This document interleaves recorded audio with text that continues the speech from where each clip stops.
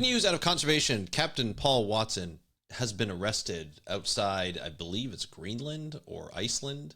I forget where. That's not really important, but we're going to talk more about a follow-up to a story that I talked about on Friday, the last episode, where we talked about how activism can get you arrested and you may not like the results from your activism, and will that stop you from doing any kind of activism? It's a really interesting question that I want to explore again today by talking about Captain Paul Watson. If you don't know who he is, we're going to talk about who he is, what he did in the past, and how it's haunting him in the future, and asking the question, does karma come back to kick you in the butt? We're going to talk about that on today's episode of the How to Protect the Ocean podcast. Let's start the show. Hey everybody, welcome back to another exciting episode of the How to Protect the Ocean podcast. I'm your host, Andrew Lewin. This is a podcast where you find out what's happening with the ocean, how you can speak up for the ocean, what you can do to live for a better ocean by taking action. Now, in today's episode, we're going to be diving more into a story that I talked about last episode, where we talked about activism and saying, look, is it really worth the cost? For some people, it is. And for a guy like a guy like Captain Paul Watson, it has been the cost. It has been worth the cost. He is a guy who has, since the 70s, not only created two of sort of the most notable organizations in conservation in the world internationally, but he's also, been notoriously vilified in the media, in just law in general, and in specific countries like Japan. And Japan's been after him for a long time. This is the second time that I've known that he's been arrested and trying to be extradited to Japan to be like, hey, you know what? Like, we want him. We want to put him in trial. We want to put him on trial. We want to make sure that he goes to jail so that he doesn't interfere with whaling, because he interfered with whaling for so many years. So we're going to talk a little bit about Captain Paul Watson. He's kind of been a guy that, people either love him or they hate him. He's been a really interesting personality within the conservation world. It started off, I've talked about him before on this podcast, but it's been a while, so I'm going to give you a little bit of a background on him from what I know.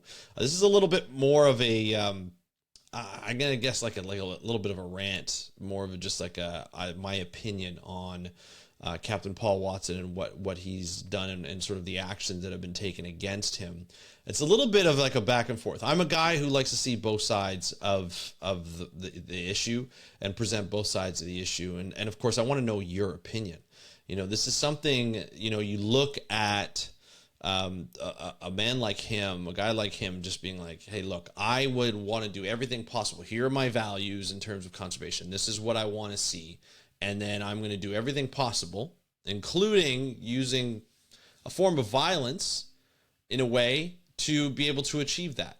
But over time, be a little bit successful in what he was able to do, but also offend a lot of people, ostracize a lot of people, and, pretty much, he's on the wrong side of a lot of people. The bad side of a lot of people, including countries like Japan. So we're going to talk a little bit about that. He started Greenpeace, folks. He was one of the founders of Greenpeace, and he started Greenpeace as an activism organization. So this is we know Greenpeace. I grew up in the 80s and 90s. I saw the big protests against oil, big protests against the fossil fuel industry in the 80s and 90s, protests against hunting, protests against like seal hunting that had happened in Canada that I used to see on the news. So still see it. You see protests happening everywhere, all over the world. It was international and it was aggressive. Not violent in the way that I've ever remembered, but it was also in your face. It disrupted a lot of things. And Greenpeace still does really interesting protests. Right now, deep sea mining is the big issue. And I've covered, topics where, and on episodes where we've seen, Greenpeace activists and Greenpeace staff members go on deep sea mining boats, like in Normandy, in Norway, and just be like, hey, you know what? Like, we're going to protest and have like against anti-sea exploration protest signs up there trying to stop people from doing deep sea mining. And they used to do it against fur. They used to do it against a lot of other things. this continues to happen. Like, they're still an activism organization, but they've changed over time. They now work with governments on policy actions. They will still do activism, but they will also go into policy. They will also look at science. They will also look at white papers and do campaigns to make you aware of what's happening in the ocean and on land, but also like the major things that are happening and what they're against. And to be honest, they still kind of follow what Paul Watson and the other founders really started in terms of like, we don't want hunting, we don't want animal cruelty, we don't want the extraction of resources in deep sea, like in the deep sea as well as other places. And so we're going to do everything we can, including protest, but also working with governments to make sure that there are policies in place to stop this stuff from happening. So they went from an activism organization to more of a, hey, we're still going to do the activism. We still don't love what you do, but we're also going to want to work with you so that you can get policy in place, because they see that's how change is also made. It's not just getting the government's attention or a government's attention or somebody's attention in a private business, but it's also working with those stakeholders to say, hey, we need to do something about it. And whether you agree with it or not, that's fine. Paul Watson did not agree with the way they were changing. He saw the writing on the wall. I think he got ousted from Greenpeace, and then he started, in which he helped found, and then he started Sea Shepherd. Sea Shepherd was more of his organization. He founded it. It's based on him. His name's all over it. When you think of Sea Shepherd, you think of Captain Paul Watson. He's been on TV shows. He's been on the news. He is Sea Shepherd. He started Whale Wars. There was a TV show, and essentially Sea Shepherd will go out. They will have their own boats. They will go out for a while. They were going out to the Southern Ocean near Antarctica, and they would stop the Japanese whaling fleet from whaling. Now, to go back on it, the International Whaling Commission, they put a moratorium on whale hunting back in the 80s. Japan was like, no way. A couple of other countries like Norway and Denmark, they said, no way, we're not doing it. We're going to continue to hunt. And they continue to hunt. So Sea Shepherd's like, we're not going to allow you to do that. So we're going to take our boats. We're going to get in your way. We might bump you a little bit, and we're going to get in your way, and we're going to make your life a living hell. So they would battle. They literally had whale wars, and that was a TV show. It was almost like a reality show, a news reality show, documenting what the Sea Shepherd would do. They'd have boats of volunteers, not necessarily marine biologists. Some of them might have been marine biologists. I don't know. There were a lot of stories that came out of those ships. There were a lot of good stories. There were a lot of bad stories as well. I'm not going to go into it because they're all allegations. I don't know exactly what happened, but I have heard some bad things that happened on those ships. Regardless, they put themselves in harm's way. They used some violence to bump boats, to get in the way of, like, I think what they would try and do is, if a whaling ship was after a whale, they would try and harpoon it. What the Sea Shepherd ships would do is they would get in the way, and if they had to cut close into terms of actually bump the boat, they would actually bump the boat, and then that's what would happen. Boat could be damaged. There were a couple of Sea Shepherd boats that were sunk. I don't think anybody ever passed away from it, thank God. Or I'm sure there were some bumps and bruises and some people that were hurt, but still very dangerous, putting people's lives in danger on both sides of the issue, which you never want to see. That's something that, personally, I don't agree with. But at some point, when you see countries disobeying moratoriums, like international agreed upon moratoriums, and it's in the high seas, there's no law at the time for the high seas. There's now a high seas treaty that hopefully will be ratified by a lot of countries, and is slowly being ratified by different countries. Canada hasn't even ratified it yet, which I don't know why. But regardless, they didn't have it back then. They didn't have it in the 2000s and 90s. And so what Sea Shepherd did was go out there and make life a living hell for the Japanese whaling fleet. And year by year they would go back out. The Japanese whaling fleet would go back out. Sea Shepherd would meet them. There'd be Sea Shepherd Australia. There'd be Sea Shepherd in the southeast and in the US, and people would fly from all over the world to be on these boats to make sure that whaling didn't happen, or it was really bad. Eventually the Japanese were like, we're out, like, we're done. This is not happening anymore. We don't want to have anything to do with it. And so they basically stopped. And at one point you're just like, look, I may not agree with the way they did things, the Sea Shepherd did things, but they kind of did us a favor. They got so annoying and so in your face that finally the Japanese whaling fleet was like, we're not gonna hunt in the Southern Ocean and hunt all these minke whales and other whales. We're gonna hunt just within our territorial waters. And so that's what they did. That's what happened. And at one point, you're just kind of like, okay, like we've been talking crap about this Sea Shepherd organization for a while because a lot of times we didn't really like what they do. And a lot of people do, and a lot of people loved what they did.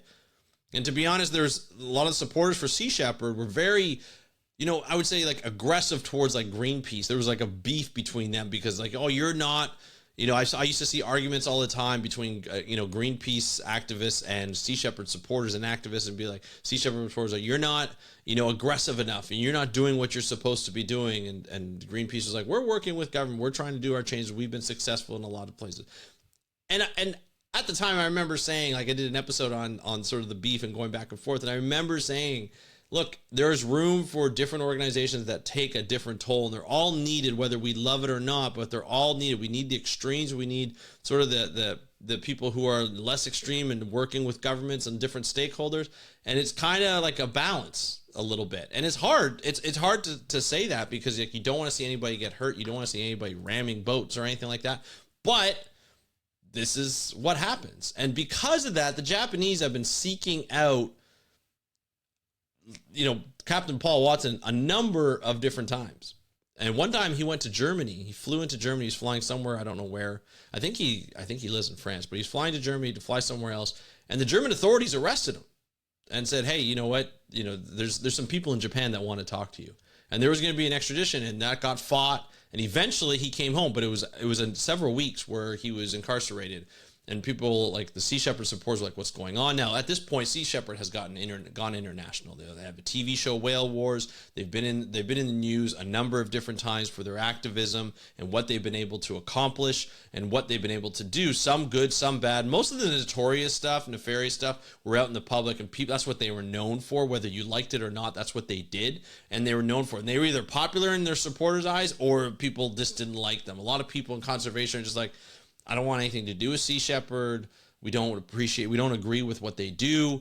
But that was it. Like, there's nothing that, people in marine conservation could really do. They're an organization. They get funded. They have money. They have boats, all this kind of stuff. A lot of celebrities were endorsing them. A lot of celebrities were donating boats. Bob Barker was one of the boats.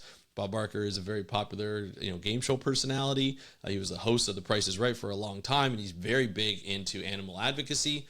And he was supporting Sea Shepherd. He was supporting Captain Paul Watson, and so a lot of the supporters came to his rescue, and eventually he got released from Germany. Never went to Japan. God knows what would happen if he ever went to Japan. And so that's what he did, and he got away. And so he started, he continued on with Sea Shepherd for a number of years, and then recently, within the last few years, Sea Shepherd has started to take a different turn, and they saw the writing on the wall. They saw that they wanted to shift from a more aggressive approach. But before I get into that, they, after the whale wars sort of stopped, they started to get into, and I don't know if they were still doing it at the same time, but they started to get more popular for tracking down other ships, like fishing vessels that were fishing illegally, either in marine protected areas or they weren't reporting their fishing activities. So they were IUU fishing. So it's illegal, unreported, and unregulated fishing. And so that's a big no-no, but they're in the high seas, very difficult to tell. They would come in, these illegal fishing vessels would come into port, they would unload, sell all their stuff, and then they would leave before the authorities knew it. There's a lot of new research on ways to actually enforce and try and catch some of these illegal vessels, or some of these vessels that are doing illegal things. And a lot of times they are up to no good, and they have fishing slaves on there, and it's awful, fishery slaves, and it's awful. But that will come more in another episode. But that's what the Sea Shepherd was doing. They were following these vessels. They were tracking them. They were talking to the regular authorities. Smaller countries would actually hire them to come in. Mexico even hired them to come into the Sea of Cortez to be able to monitor fishing boats and not use gill nets, so that they didn't take up the to try and catch totobawa. Totoabawa, I think it's called totoabao. Oh, I forget the name. It's an endangered species that's caught using gill nets, but they also catch a small marine mammal. And so, not getting into that, but they would be called on to patrol those waters, eventually getting kicked out by the Mexican government. So there's never like a really good relationship with a lot of these. It seems to come and go with this relationship. But the thing is, they had boats and they were willing to patrol. They were willing to enforce any kind of laws as long as the countries would have them. And so that's what they got popular for. And even I started like, well, they're not doing it. They're not ramming boats. They're catching boats. They're following them and they're reporting on them. And it's like, hey, it's kind of nice that people are doing this. And we always talk about people need to step up. Governments need to step up, but they're not stepping up. And so you're like, you get frustrated, and that's what happens. You get, organizations like Sea Shepherd who are doing this type of work and have the money and have the vessels, have the operators, and to be able to go and do this kind of work. And so they do. And you're like, okay, this is great. Like, this is great work. So, they start doing that. And then all of a sudden, a couple of years ago, I start to read about how, like, some of the supporters that I follow on Facebook and stuff, I start to see, I'm like, what's happened with Paul Watson and Sea Shepherd. Like, Captain Paul Watson's out of the Sea Shepherd organization. And what happened is there was a bit of a coup, and not a bit of a coup, there was a coup in the Sea Shepherd organization where the board members got together and essentially ousted Paul Watson from a lot of the organization that he was able to create and expand. And there are so many different Sea Shepherds. I guess they're all individually managed within the organizations, like within different countries, that the board members like went behind his back and was like, they got support from certain Sea Shepherd country in different countries, and then others were very loyal to Paul Watson, and then it got very little the people who were the organizations in different countries that were loyal to Paul Watson. And so then Paul Watson all of a sudden is ousted from the main international Sea Shepherd, like Sea Shepherd International, and he's pissed. He's not happy. He's starting to write about it a number of different times, like all on his post, how he felt stabbed in the back, how people he brought on and he put together, to be Sea Shepherd supporters and advocates and board members and staff members, all of a sudden they betrayed him. And I guess they thought they wanted the organization to go into a different route, just like Greenpeace, to start working more with policy and do more non-aggressive things. And of course, Captain Paul Watson is not for that type of way. And so he got ousted. They had a disagreement. They ousted him behind his back, it seems. And I guess that's how it goes. And so he was looking for a new foundation. I think I forget the name of the new foundation, but he did start a new foundation, started to get some ships, bought some, was retrofitting some of them to fit his needs. And then I think he was starting to do a campaign on overfishing and illegal fishing. And that's, I think, how he got caught. A lot of this is assumptions. I'm just kind of, ranting on this. But this is what happens when you're an advocate and your methods are more aggressive. You start to piss people off. You start to piss countries off. And countries are like, hey, you know what? We're going to come after you. And Japan apparently still remembers what Paul Watson did, and his organization did. So they have a warrant out. If he ever goes to Japan, he probably will get arrested, go to trial, get convicted, and spend a long time in jail. I don't know what the charges are, but I do know that Japan wants him. And there are certain countries that have extradition agreements with Japan. And I think one of those is either Denmark or Norway. And he flew to Greenland to go somewhere else, and he got arrested right there. And now he's being, I think they're evaluating whether he needs to be extradited to Japan. Now, my concern is if he does go to Japan, he will get convicted. He will go to jail for quite a long time. And he's older now. He's in his 70s. So any kind of long-term sentence could be the last, unfortunately, that we see. And that, I would want to see anybody do that. I don't know, what the charges are or, whether he's guilty of that. My point of this story is, was it worth it? Was he able to get all the stuff that he wanted done, or at least some of the stuff that he wanted done? And he created Greenpeace, he created Sea Shepherd.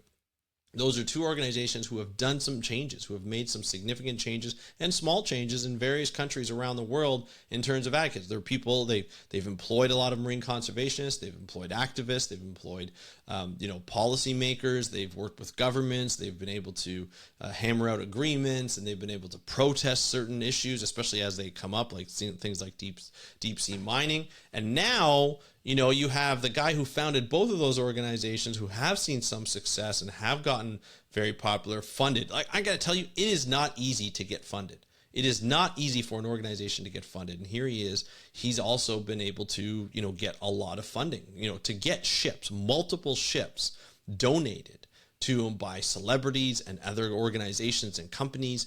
That is a true feat within marine conservation. Now, on the other hand, you know, not only has he pissed people off, but he's also said some pretty abhorrent things, you know, over his lifetime, you know, and a lot of it, you know, recently I was you know, interacting with a colleague of mine, somebody who's like sort of like an internet friend. You know, we don't really know each other offline, but we, you know, we respect the work that we do, asking questions. I was like, you know, she responded like, oh, you know, Captain Paul Watson is getting arrested. She's like, surprise, surprise. I hope he rots in hell for some of the things he said.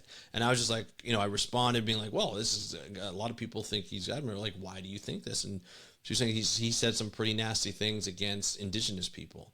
And I think it has to do with in 2015, 2016, you know, I guess it was a bit of a controversy of indigenous people in the North, whether it be Alaska or even in the Canadian North and in the Yukon, as well as Northwest Territories and Nunavut, where they were, you know, some Nuvialists were selling their quotas to, you know, rich hunters who were going up and, you know, killing, basically hunting for polar bears. And the indigenous people up there have quotas, certain quotas that they can hunt, and they're allowed to sell those quotas and allowed to be a guide for those people to get, you know, those prize hunts. I guess it's similar to people in Africa who have those quotas. They can sell it to people who come over, rich, usually hunters who come over and sort of get these major tags and these major quotas and hunt lions, tigers, and wherever they are, not in Africa, obviously, but elephants and so forth.